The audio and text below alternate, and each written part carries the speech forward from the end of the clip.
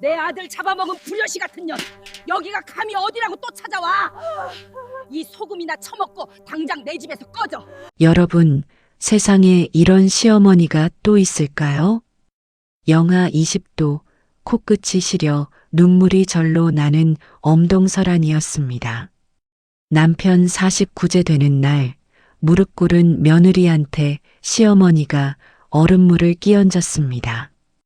그것도 모자라 한 줌 소금을 얼굴에 내던지며 내쫓습니다. 그런데 말입니다, 여러분. 그 독한 시어머니가 왜 매일 밤 홀로 피눈물을 흘렸는지, 왜 그 소금 창고 서류 속에 목숨과도 같은 비밀을 숨겨두었는지, 오늘 이야기를 끝까지 들으시면 가슴이 먹먹해지실 겁니다. 안녕하세요.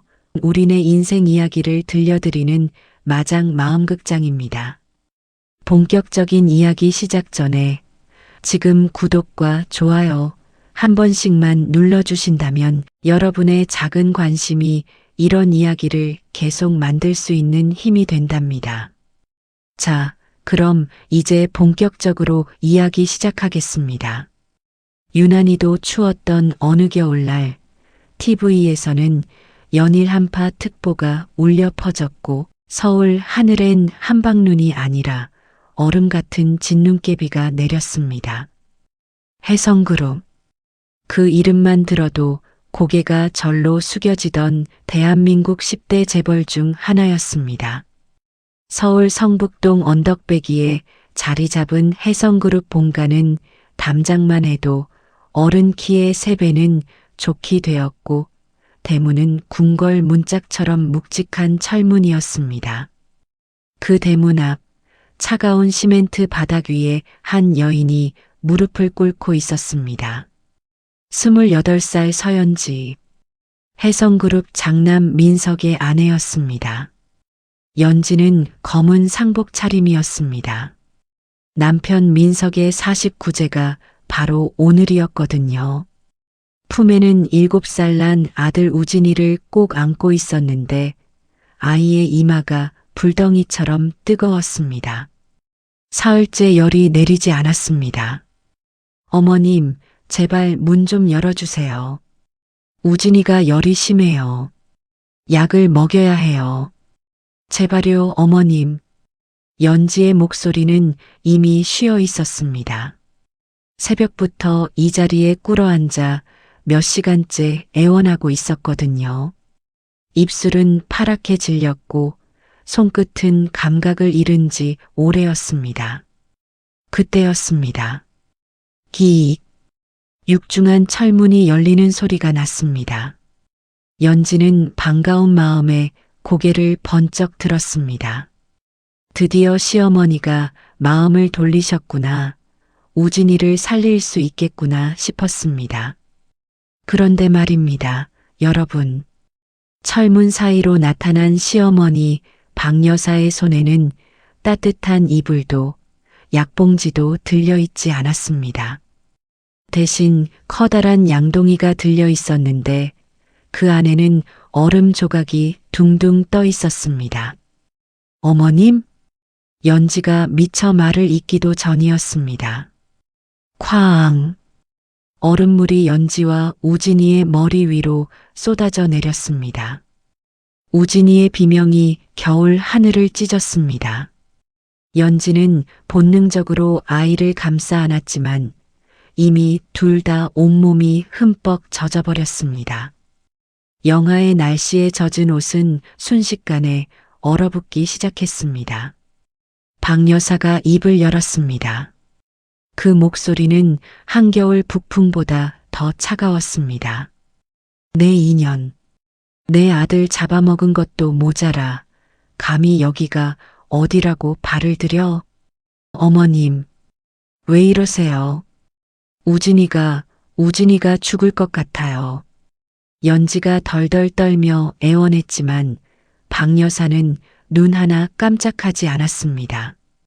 오히려 품속에서 누런 서류 봉투 하나를 꺼내더니 연지의 발 앞에 내던졌습니다. 거기 적힌 강원도 소금 창고. 그게 내년 몫이다. 그리고는 한 줌의 굵은 소금을 연지의 얼굴에 뿌렸습니다. 이 소금이나 처먹고 살든 빌어먹고 살든 내 팔자대로 살아. 다시는 내 눈앞에 나타나지 마. 나타나면 그때는 박 여사가 우진이를 노려보았습니다. 이 아이 목숨도 장담 못한다. 여러분, 이게 말이 됩니까? 친손주를 보면서 저런 말을 할 수 있는 겁니까? 연지는 믿을 수가 없었습니다. 불과 몇 달 전까지만 해도 우리 며느리 고생했다며 손을 꼭 잡아주시던 분이었습니다. 우진이 돌잔치 때는 우리 금쪽 같은 손주라며 눈에 넣어도 안 아프다 하시던 분이었습니다. 근데 그 시어머니가 남편 49제 날 열에 들뜬 손주한테 얼음물을 끼얹다니요. 연지는 바닥에 흩어진 소금 알갱이를 보았습니다. 하얀 소금 위로 뚝뚝 뜨거운 눈물이 떨어졌습니다. 소금이 눈물에 녹아 짭짤한 물이 되어 흘러내렸습니다. 하지만 연지는 일어서야 했습니다. 품 안에서 떨고 있는 우진이 때문이었습니다. 이 아이를 살려야 했습니다. 이 아이만큼은 지켜야 했습니다. 연지는 이를 악물고 그 누런 서류 봉투를 집어들었습니다. 그리고 휘청거리며 일어섰습니다. 철문이 닫히는 소리가 들렸습니다. 그 소리가 연지의 가슴에도 그대로 박혔습니다. 여러분, 연지가 어떻게 혜성그룹 며느리가 되었는지 그 사연부터 들어볼까요? 연지는 고아였습니다. 3살 때 부모님이 교통사고로 돌아가시고 시골 외갓집에서 자랐습니다. 외할머니마저 연지가 12살 때 돌아가시는 바람에 연지는 보육원에서 고등학교를 졸업했습니다. 대학은 꿈도 못 꿨습니다. 고등학교 졸업하자마자 식당 서빙, 공장 일, 청소 아르바이트, 안 해본 일이 없었습니다. 그렇게 푼푼히 모은 돈으로 야간 전문대를 다니며 회계학을 공부했습니다. 24살 연지는 중소기업 경리로 취직했습니다. 월급은 박했지만 처음으로 정규직이라는 게 생겼습니다. 그게 어디예요? 감지덕지했습니다. 그런데 운명이란 게 참 묘하지요. 그해 가을 회사에 감사가 나왔습니다.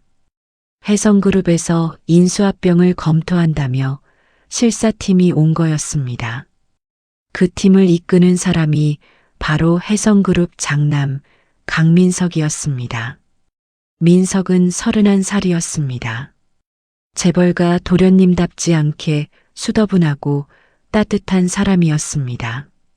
직원들한테도 깍듯이 인사하고 구내식당에서 밥도 같이 먹었습니다. 어느 날 저녁이었습니다. 연지가 야근을 하고 있는데 민석이 다가왔습니다. 아직도 퇴근 안 하셨어요? 밥은 드셨어요? 아, 네. 컵라면 먹었습니다. 컵라면이요? 안 되죠. 제가 저녁 사드릴게요. 연지는 기겁을 했습니다. 혜성그룹 도련님이 자기 같은 말단 경리한테 밥을 사겠다니요. 아닙니다. 괜찮습니다. 괜찮긴요. 회사 사정 때문에 야근하시는 건데 밥값은 회사가 내야죠. 민석은 고집을 부렸고 결국 둘은 회사 앞 분식집에서 김치찌개를 먹게 되었습니다. 그날 민석이 물었습니다. 서연지 씨, 혹시 가족분들은요? 연지는 잠시 망설이다가 솔직하게 대답했습니다. 없습니다. 저 혼자입니다. 그 말을 듣고 민석의 눈빛이 달라졌습니다. 동정이 아니었습니다. 뭐랄까, 존경에 가까운 눈빛이었습니다. 혼자서 여기까지 오셨군요. 정말 대단하세요. 그 한마디가 연지의 마음에 콕 박혔습니다. 평생 들어본 적 없는 말이었거든요. 그 후로 민석은 자주 연지를 찾았습니다. 밥도 같이 먹고 영화도 보러 가고 한강 산책도 했습니다. 연지 씨, 저랑 결혼해 주십시오. 프러포즈는 한강 반포대교 앞에서였습니다. 민석은 무릎을 꿇고 조그만 반지 상자를 내밀었습니다. 저희 집안에서 반대할 거예요. 연지 씨가 많이 힘드실 수도 있어요. 하지만 저는 연지 씨 아니면 안 될 것 같습니다. 당신처럼 강하고 따뜻한 사람 처음 봤어요. 연지는 울었습니다. 세상에 자기를 이렇게 봐주는 사람이 있다는 게 믿기지 않았습니다. 예상대로 집안에서는 난리가 났습니다. 고아 출신 여자를 며느리로 들이겠다니 집안 망신이라며 시아버지는 호통을 쳤고 시어머니 박 여사도 반대했습니다. 하지만 민석은 꺾이지 않았습니다. 어머니, 저 이 사람 아니면 결혼 안 합니다. 평생 독신으로 살겠습니다. 결국 박 여사가 한 발 물러섰습니다. 좋아. 대신 조건이 있다. 내 눈앞에서 증명해봐라. 그 며느리가 우리 집안에 맞는 사람인지. 연지는 1년 동안 시험을 받았습니다. 박 여사가 시키는 대로 다 했습니다. 요리, 예절, 어학 공부, 뼈가 빠지게 노력했습니다. 그리고 1년 후 박 여사가 말했습니다. 됐다. 내 성의는 인정한다. 결혼식 날 박 여사가 연지의 손을 잡았습니다. 우리 며느리 고생 많았다. 이제 걱정 마라. 내 새끼니까. 그 말이 얼마나 감사했는지 모릅니다. 연지는 그날 밤 민석의 품에서 펑펑 울었습니다. 오빠, 나 정말 행복해. 이렇게 행복해도 되는 건지 모르겠어. 민석이 연지의 머리를 쓸어주며 말했습니다. 당연하지. 평생 너랑 우리 아이만큼은 눈물 흘리지 않게 해줄게. 약속해. 그 약속을 지키지 못한 건 민석 잘못이 아니었습니다. 여러분, 민석은 혜성그룹에서 특별한 위치에 있었습니다. 장남이니까 후계자로 내정되어 있었지만 그는 권력에는 관심이 없었습니다. 오히려 회사가 바르게 돌아가는지 직원들이 부당한 대우를 받지는 않는지 그런 것에 신경을 썼습니다. 그러다 보니 자연스레 회사의 어두운 부분들이 눈에 들어왔습니다. 최전무, 혜성그룹의 2인자였습니다. 시아버지가 일찍 돌아가신 후 박 여사를 보좌한다며 실권을 쥐고 있었습니다. 겉으로는 충직한 신하처럼 굴었지만 민석의 눈에는 그 속이 훤히 보였습니다. 이중장부, 비자금, 횡령. 민석은 몇 달에 걸쳐 증거를 모았습니다. 최 전무가 회사 돈을 빼돌리고 있다는 확실한 증거였습니다. 연지야, 이번 일만 해결되면 우리 셋이 여행 가자. 우진이도 이제 7살이니까 비행기 타도 되겠다. 어때? 그날 저녁 민석이 연지한테 한 말이었습니다. 민석은 수첩을 품에 품고 회사로 향했습니다. 이사회에 보고할 자료를 최종 정리하러 간다고 했습니다. 그게 민석의 마지막 모습이었습니다. 그날 밤 11시쯤 연지의 휴대폰이 울렸습니다. 경찰이었습니다. 혜성그룹 강민석 씨 보호자이십니까? 네, 맞는데요. 왜요? 무슨 일이에요? 교통사고가 있었습니다. 병원으로 와주십시오. 연지는 우진이를 이웃집에 맡기고 택시를 잡아탔습니다. 병원까지 가는 30분이 30시간처럼 느껴졌습니다. 응급실에 도착했을 때 의사가 고개를 저었습니다. 죄송합니다. 최선을 다했지만 브레이크 파손으로 인한 추락사고, 차가 방벽을 뚫고 언덕 아래로 굴러떨어졌다고 했습니다. 연지는 그 자리에서 정신을 잃었습니다. 장례식장. 연지는 넋이 나간 채 앉아 있었습니다. 우진이가 아빠 일어나 아빠 하며 관을 두드리는데도 반응할 수가 없었습니다. 그때 누군가 다가왔습니다. 최전무였습니다. 재수 씨, 얼마나 상심이 크십니까? 민석이가 못다한 일 제가 다 알아서 할 테니 우진이 데리고 마음 편히 계십시오. 그 말투는 다정했습니다. 위로하는 척했습니다. 하지만 연지는 보았습니다. 안경 너머로 번들거리는 그의 눈을. 슬픔이 아니었습니다. 안도였습니다. 승리감이었습니다. 장례식이 끝나고 연지는 민석의 유품을 정리했습니다. 그때 서랍 깊숙이 숨겨진 수첩 하나를 발견했습니다. 민석이 그토록 아끼던 그 수첩. 펼쳐보니 마지막 페이지에 이렇게 적혀 있었습니다. 최전무 이중장부 위험 조심. 연지는 그제야 깨달았습니다. 이건 사고가 아니야. 저 악마가 내 남편을 죽인 거야. 하지만 힘없는 며느리가 뭘 할 수 있었겠습니까? 시아버지는 이미 세상에 없고 시어머니마저 최전무 편인 것처럼 보였습니다. 아니, 어쩌면 시어머니도 속고 있는 건지도 몰랐습니다. 연지는 그 수첩을 품에 품고 매일 밤 울었습니다. 오빠 미안해. 내가 아무것도 못해줘서 미안해. 여러분, 이제부터가 중요한 대목입니다. 집중해서 들어주세요. 세상 사람들은 박 여사를 욕했습니다. 피도 눈물도 없는 노인네, 며느리한테 얼음물 끼얹은 악기 할망구, 친손주도 몰라보는 비정한 여자라고요. 신문에도 났습니다. 재벌가 시어머니, 며느리에게 엄동설한 물벼락이라고.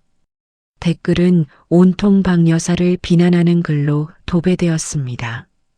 하지만 말입니다, 여러분. 그 누구도 모르는 진실이 있었습니다. 그날 밤 박 여사는 혼자 안방에 있었습니다. 굳게 닫힌 문 안에서 그녀가 뭘 하고 있었는지 아십니까?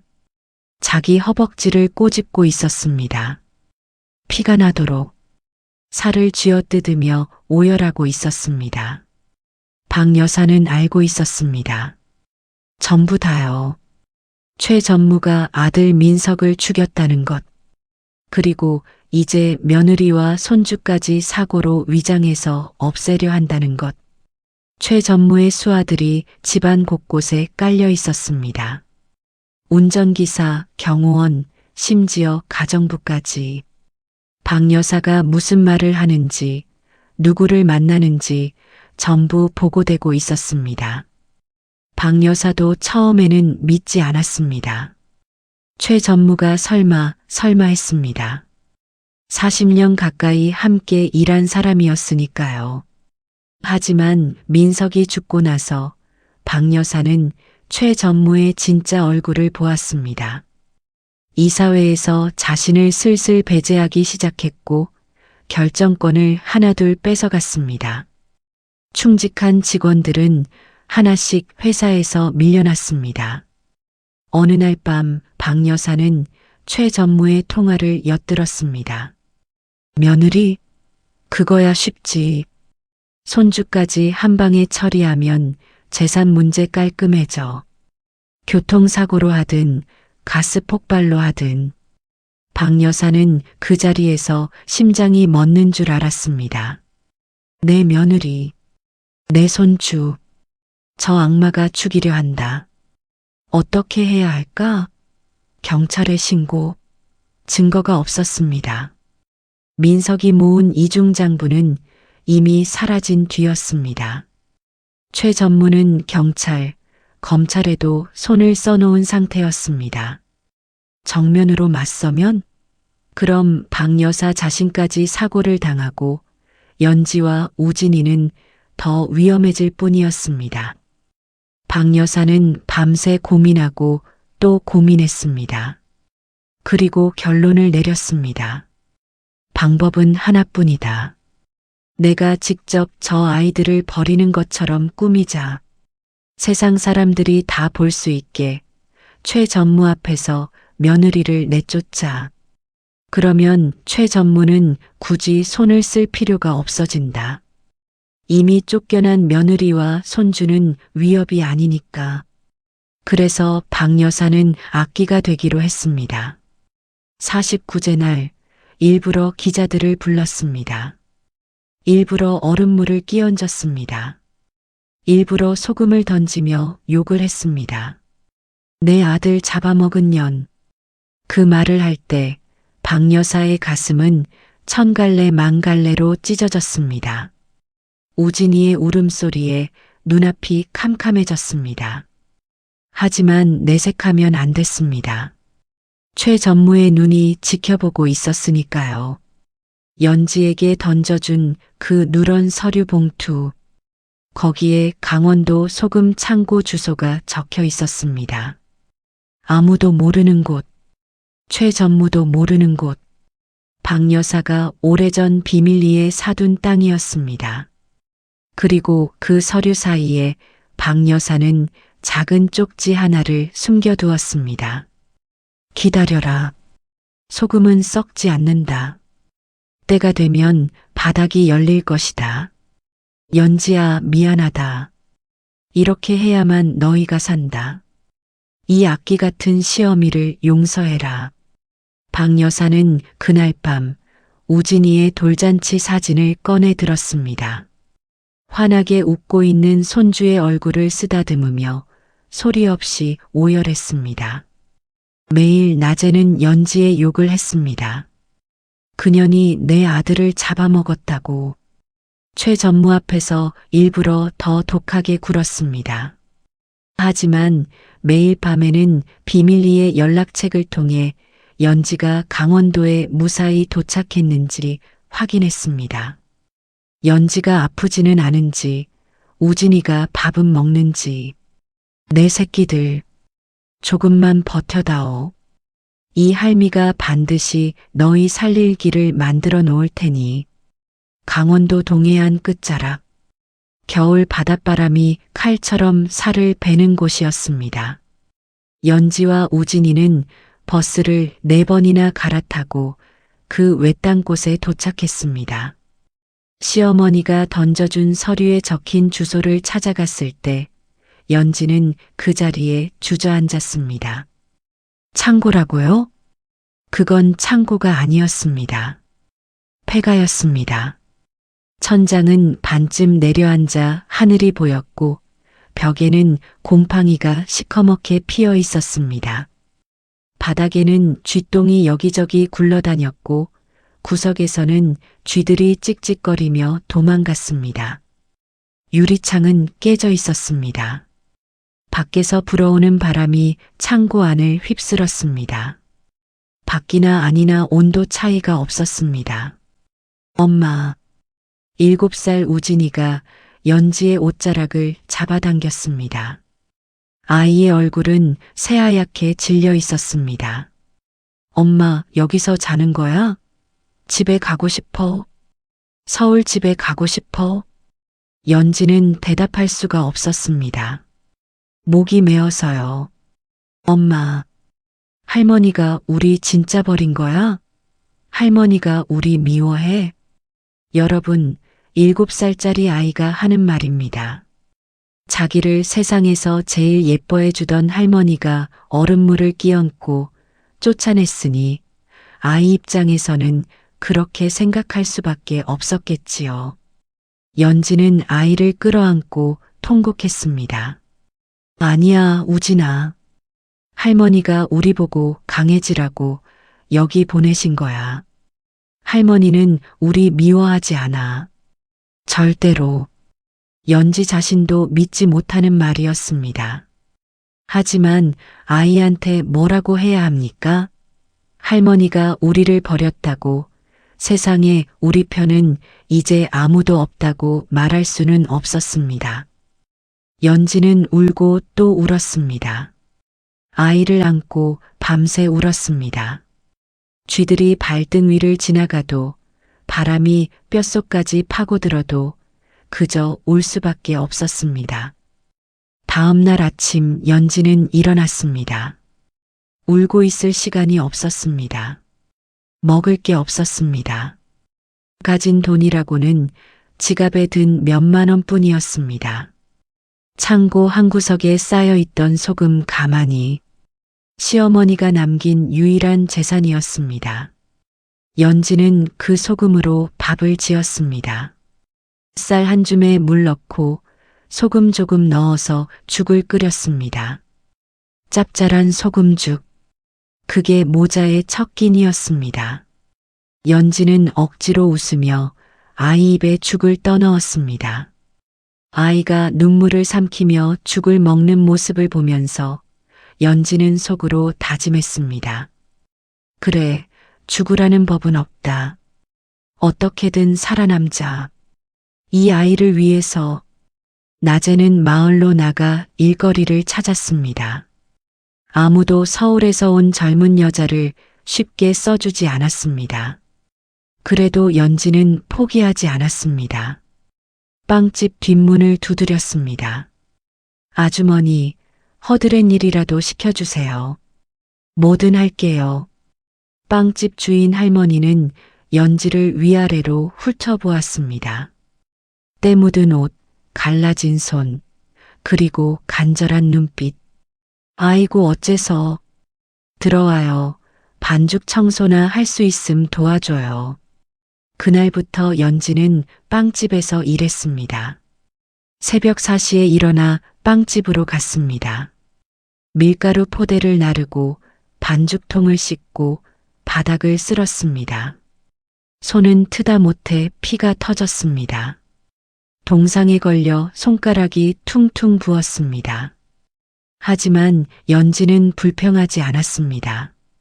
오히려 틈틈이 빵 만드는 법을 어깨너머로 배웠습니다.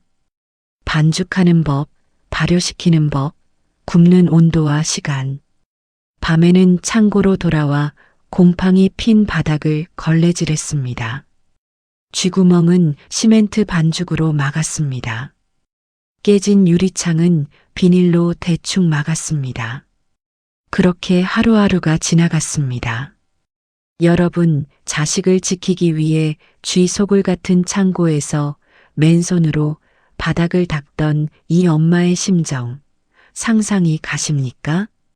사람이 저렇게까지 해야 합니까? 재벌가 며느리였던 사람이 물벼락 한 번 맞고 하루아침에 이 지경이 되었습니다. 남편은 죽고 시어머니한테 쫓겨나 아무도 없는 타지에서 7살 아이를 키우며 하루하루 연명했습니다. 밤마다 연지는 죽은 남편을 생각하며 울었습니다. 민석 씨, 보고 있어요? 우리 우진이 내가 반드시 지킬게요. 걱정 말아요. 내가 이 아이 꼭 잘 키울 테니까. 정신없이 3년이 흘렀습니다. 연지는 빵집 일을 제법 배워서 직접 구운 빵을 팔기 시작했습니다. 소금 창고에 쌓여있던 소금을 빵에 넣었더니 맛이 오묘하게 좋았습니다. 손님들이 하나둘 붙기 시작했습니다. 아줌마, 이 빵 뭐가 들었어? 맛있네. 저희 집 소금을 넣어요. 오래 묵힌 소금이라 맛이 깊어요. 그렇게 입소문이 조금씩 나기 시작했습니다. 돈이 많이 벌리진 않았지만 그래도 우진이 학교 보내고 밥 먹이기에는 충분했습니다. 그러던 어느 날 저녁이었습니다. 연지가 장사를 마치고 창고로 돌아오는데 이웃집 아주머니가 달려왔습니다. 서씨, 텔레비전 봤어? 뭐요? 무슨 일이에요? 저기 해성그룹 박모시기 여사가 죽었대. 연지는 그 자리에 얼어붙었습니다. 뭐라고요? 집에 달려가 텔레비전을 켰습니다. 뉴스가 나오고 있었습니다. 해성그룹 박영숙 여사 구치소에서 심정지로 사망. 화면에 시어머니의 얼굴이 떴습니다. 영정사진이었습니다. 뉴스 앵커가 말했습니다. 박 여사는 지난해 횡령 혐의로 구속되어 재판을 받던 중 구치소에서 갑작스러운 심정지로 사망했습니다. 향년 67세. 유족으로는 연지는 화면을 멍하니 쳐다보았습니다. 횡령? 구치소? 시어머니가? 연지는 직감적으로 알았습니다. 이건 최전무의 짓이다. 시어머니를 누명 씌워서 감옥에 보내고 거기서 죽게 만든 거다. 그런데 왜 시어머니까지? 연지는 TV 앞에서 주저앉았습니다. 그리고 미친 사람처럼 웃다가 울기를 반복했습니다. 나를 그렇게 모질게 쫓아내더니 물벼락까지 뿌리고 내쫓았으면 잘 사셔야지. 왜 이렇게 허무하게 가세요? 10살 된 우진이가 무서운 눈으로 엄마를 바라보았습니다. 엄마, 할머니가 돌아가셨어? 응. 우진아, 할머니가 하늘 날아갔어. 연지는 아이를 끌어안고 울었습니다. 시어머니, 그렇게 미웠던 시어머니, 얼음물을 끼얹고 소금을 던지며 쫓아내던 그 무섭던 시어머니. 근데 왜 이렇게 가슴이 아플까? 왜 이렇게 눈물이 나올까? 장례식장에는 갈 수 없었습니다. 최전무의 눈에 띄면 안 됐습니다. 연지는 창고 한 구석에 시어머니의 이름을 적은 위패를 만들어 놓고 절을 올렸습니다. 그때였습니다. 연지가 소금 가마니를 정리하다가 맨 아래 항아리 하나를 발견했습니다. 오래된 옹기 항아리였습니다. 뚜껑을 열어보니 묵은 소금이 가득했습니다. 10년은 묵은 것 같았습니다. 그런데 항아리 바닥에 뭔가가 있었습니다. 낡은 종이 한 장. 연지가 조심스럽게 꺼내 펼쳤습니다. 기다려라. 소금은 썩지 않는다. 때가 되면 바닥이 열릴 것이다. 내 시어미가. 연지는 그 쪽지를 손에 쥐고 한참을 멍하니 있었습니다. 시어머니가 이걸 숨겨두셨다고? 그때 비로소 연지는 깨달았습니다. 그 모진 물벼락이, 그 차가운 눈빛이 사실은 자신들을 살리려는 피눈물이었다는 것을. 연지는 쪽지를 가슴에 품고 엎드려 통곡했습니다. 어머님, 저를 버린 게 아니었군요. 우리 지켜주시려고 그렇게 독하게 하신 거였군요. 여러분, 세월이란 참 무상합니다. 강산이 한번 변하는 10년, 그 긴 세월이 흘렀습니다. 강원도 외딴 바닷가 소금 창고. 그곳이 어떻게 변했는지 아십니까? 폐창고는 온데간데 없고 그 자리에 아담하지만 예쁜 빵집이 들어서 있었습니다. 연지 소금빵이라는 간판이 바닷바람에 살랑살랑 흔들렸습니다. 전국에서 손님들이 몰려왔습니다. 서울에서, 부산에서, 대구에서. 거기 소금빵 맛있다더라 소문 듣고 몇 시간씩 차 몰고 오는 사람들이 줄을 섰습니다. 비결은 바로 그 소금이었습니다. 시어머니가 남겨준 10년 묵은 소금. 간수가 싹 빠져서 쓴맛은 사라지고 은은한 단맛과 깊은 풍미만 남은 그 소금. 연지는 그 소금으로 빵을 구웠습니다. 밀가루 반죽에 소금을 살짝 뿌리고 버터를 넣어 바삭하게 구우면 짭짤하면서도 고소한 황금빛 빵이 나왔습니다. 손님들이 한 입 베어 물면 다들 눈이 동그래졌습니다. 이게 뭐야? 빵에서 바다 맛이 나. 소금인데 왜 안 짜지? 오히려 달아. 연지는 웃으며 대답했습니다. 오래 묵힌 소금이에요. 세월이 쓴맛을 빼주거든요. 그 말에는 연지 자신의 인생이 담겨 있었습니다.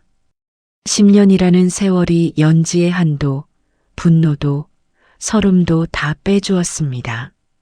남은 건 깊고 담담한 힘뿐이었습니다.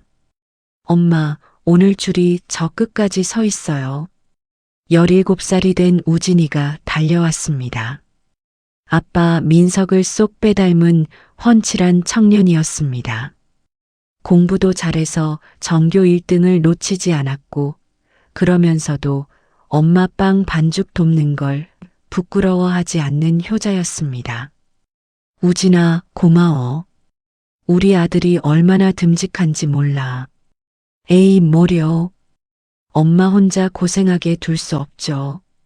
연지는 아들의 뒷모습을 보며 흐뭇하게 웃었습니다.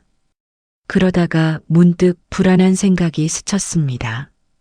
우진이는 너무 똑똑했습니다. 너무 잘생겼습니다. 아버지를 닮아서요. 혹시라도 이 아이가 눈에 띄면, 최 전무 귀에 들어가면, 연지는 매일 밤 기도했습니다. 하느님, 부처님, 우리 우진이만 지켜주세요. 이 아이만 무탈하게 크면 더 바랄 게 없어요. 하지만 운명은 연지를 그냥 내버려 두지 않았습니다. 어느 날 아침이었습니다. 검은색 외제 승용차 서너 대가 빵집 앞에 멈춰 섰습니다. 차에서 양복 입은 사람들이 우르르 내렸습니다. 그리고 맨 뒤 차에서 한 남자가 내렸습니다. 최 전무. 아니, 이제는 최 회장이었습니다. 10년 사이에 혜성그룹을 완전히 장악한 그는 이제 백발이 섞인 노인이 되어 있었습니다. 이게 누구야? 최 회장이 연지를 보며 비릿하게 웃었습니다. 소금 냄새 풀풀 나는 빵쟁이가 된 재수 씨 아니신가? 여기서 이렇게 장사하고 계셨군. 연지는 앞치마로 손을 닦으며 최 회장을 똑바로 쳐다보았습니다. 여긴 왜 오셨습니까? 아, 그게 말이야. 최 회장이 수아에게 눈짓했습니다. 수아가 서류 가방에서 계약서를 꺼냈습니다. 이 땅 말이야, 우리 혜성그룹에서 리조트 개발하려고 하거든. 이 일대 땅을 다 사들이는 중인데 재수 씨 땅만 빠지면 안 되잖아. 팔 생각 없습니다. 뭐, 아직 가격도 안 들었잖아. 최 회장이 손가락을 세웠습니다. 500억. 이 허름한 빵집이랑 땅 전부 합쳐서 500억 줄게. 나쁘지 않은 조건 아닌가? 500억. 어마어마한 돈이었습니다. 연지가 빵 구워서 평생 벌어도 만질 수 없는 돈이었습니다. 하지만 연지는 단호하게 고개를 저었습니다. 돈 얼마를 줘도 안 팝니다. 이 땅은 돌아가신 어머님이 저한테 남기신 유일한 유산이에요. 어머님? 하, 그 물벼락 끼얹고 쫓아낸 시어머니 말하는 거야? 그런 시어머니한테 정이라도 남았나 보네. 연지의 눈빛이 차갑게 변했습니다. 어머님 얘기는 입에 담지 마세요. 최 회장의 얼굴에서 웃음이 사라졌습니다. 어이, 재수 씨. 좋게 말할 때 사이네. 안 그러면. 그가 연지에게 한 발 다가섰습니다. 내일 아침에 포크레인이 올 거야. 안 나가면 그냥 밀어버릴 테니까. 연지는 최 회장의 얼굴에 침을 뱉었습니다. 당신 같은 살인자한테는 소금 한 톨도 안 팔아. 최 회장의 얼굴이 불그락 푸르락 변했습니다. 수아들이 연지를 잡으려 했지만 우진이가 뛰어나와 엄마 앞을 막아섰습니다. 내 엄마 건드리지 마. 최 회장이 우진이를 보았습니다. 그리고 눈빛이 달라졌습니다. 이 얼굴. 민석이 닮았네. 민석이 새끼가 이만큼 컸구나.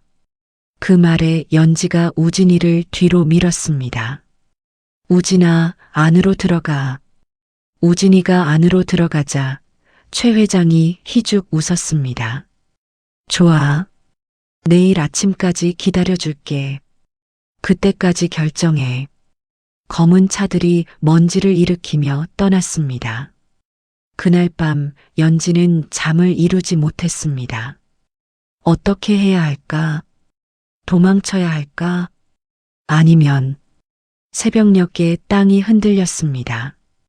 쿵, 쿵, 쿵. 거대한 포크레인이 밀려오고 있었습니다. 포크레인의 삼날이 빵집 지붕을 향해 다가왔습니다. 우진아, 나와. 연지가 아들을 끌고 밖으로 뛰어나왔습니다. 뒤에서 우지직하는 소리와 함께 지붕의 일부가 무너져 내렸습니다. 이 악마야. 차라리 우리를 죽이고 가져가. 연지가 절규했습니다. 하지만 포크레인은 멈추지 않았습니다. 그때였습니다.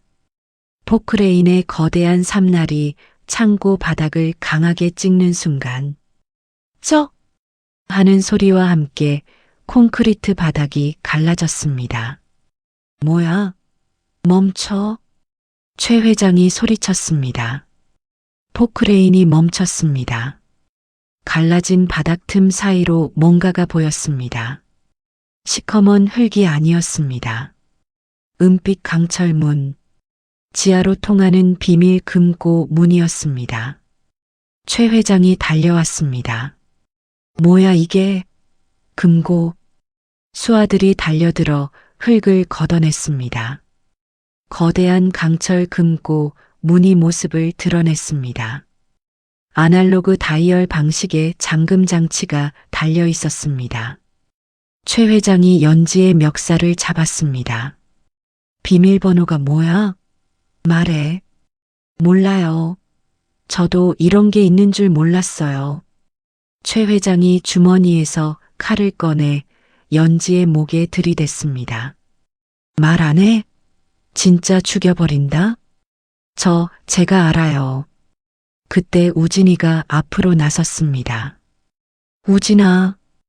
연지가 소리쳤지만 우진이는 차분했습니다. 그 번호 제가 알아요. 최 회장이 우진이를 쳐다보았습니다. 뭐? 내가 안다고? 네. 할머니가 어렸을 때 제 귀에 못이 박히도록 말씀하셨던 수학 퀴즈가 있어요. 우진이가 금고 앞으로 다가갔습니다. 6174. 카프리카 상수라고요. 어떤 숫자든 돌고 돌아 결국 제자리로 돌아오는 숫자예요. 할머니가 항상 말씀하셨죠. 우진아, 진실은 돌고 돌아 결국 제자리를 찾는 거란다. 우진이가 다이얼을 돌렸습니다. 6, 1, 7, 4. 철커덕. 묵직한 소리와 함께 금고 문이 열렸습니다. 모두가 숨을 죽이고 금고 안을 들여다보았습니다. 금괴가 쌓여 있었습니다. 눈이 부시게 반짝이는 금괴가 수백 개, 수천억 원어치는 될 것 같았습니다. 하지만 그게 다가 아니었습니다. 금고 한 구석에 서류 봉투가 있었습니다. 그리고 낡은 비디오 테이프 몇 개. 서류를 펼쳐보니 10년 전 사라졌던 해성그룹 이중장부 원본이었습니다.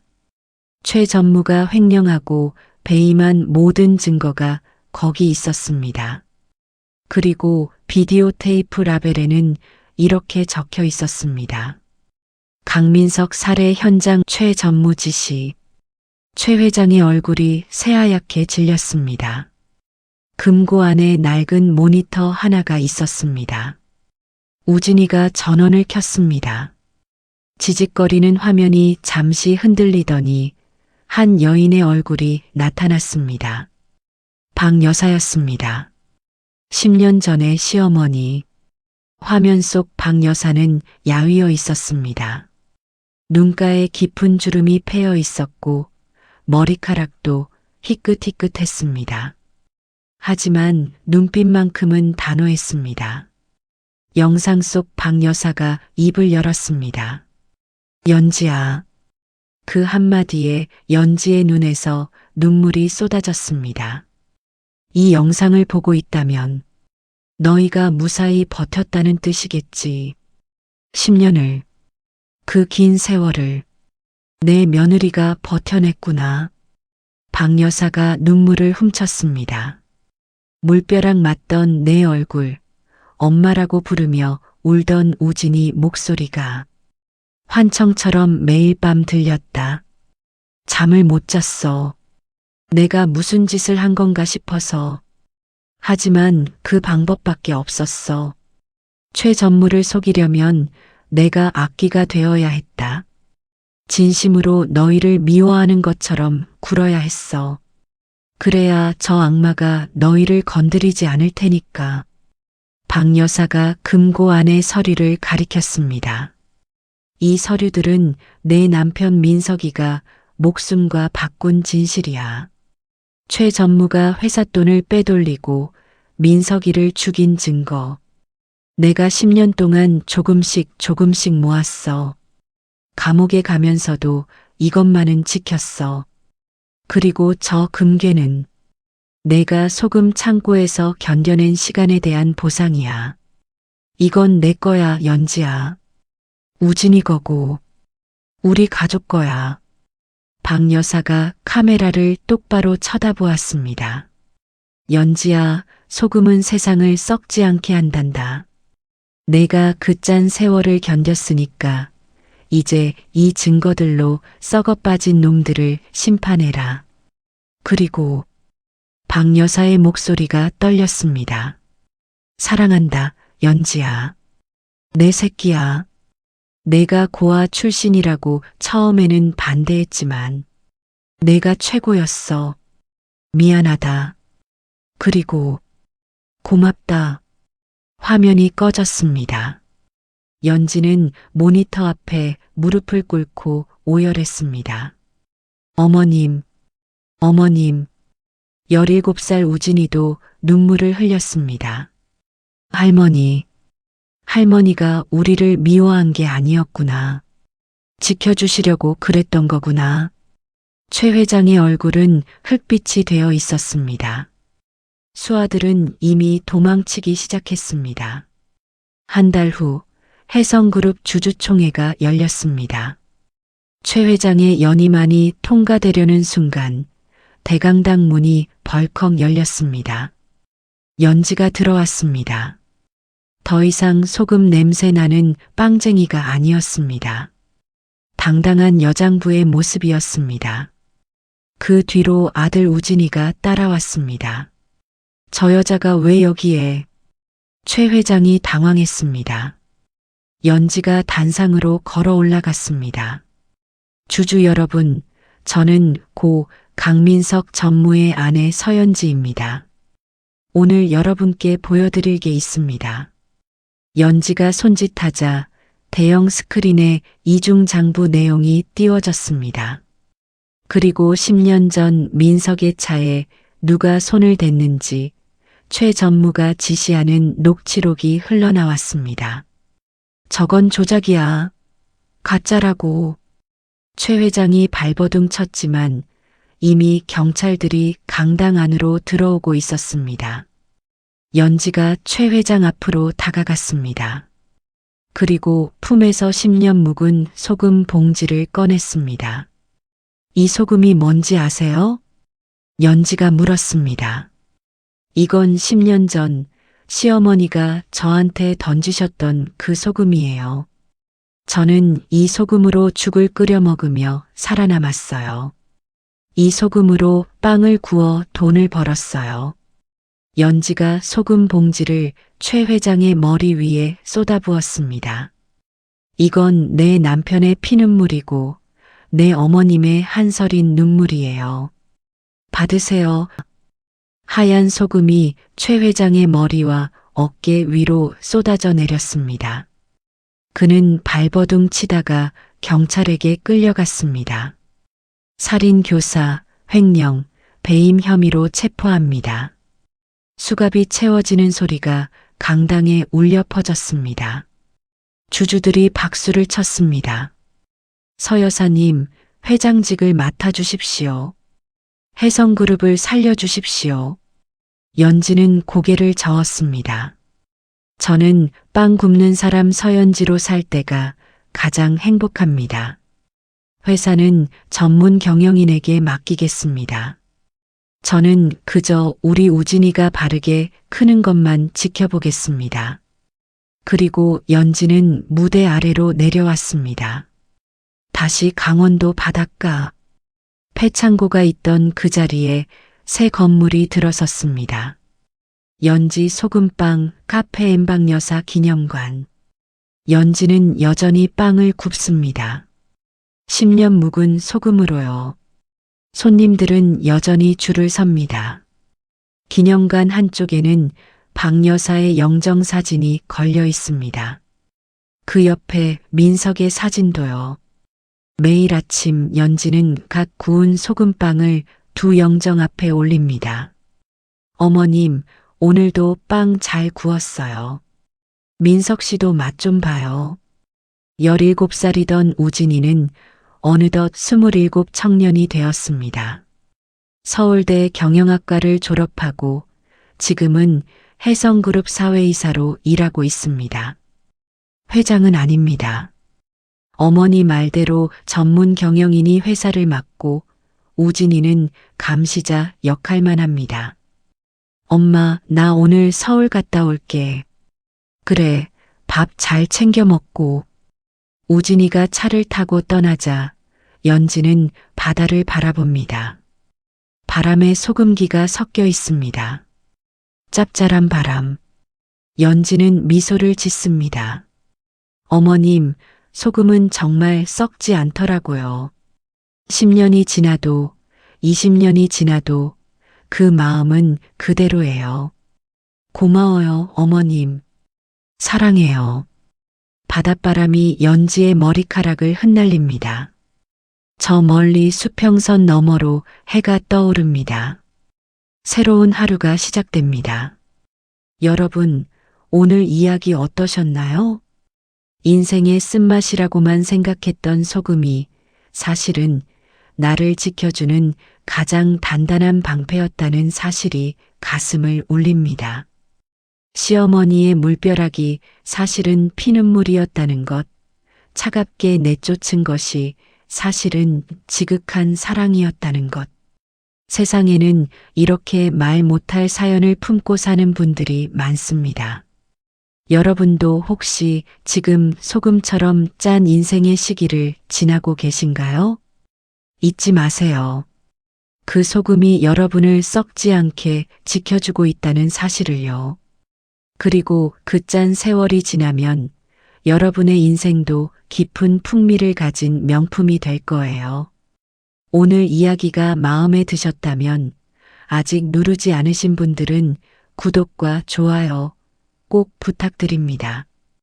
여러분의 클릭 한 번이 더 좋은 이야기를 만드는 소중한 힘이 됩니다. 지금까지 마장 마음극장이었습니다. 시청해 주셔서 감사합니다.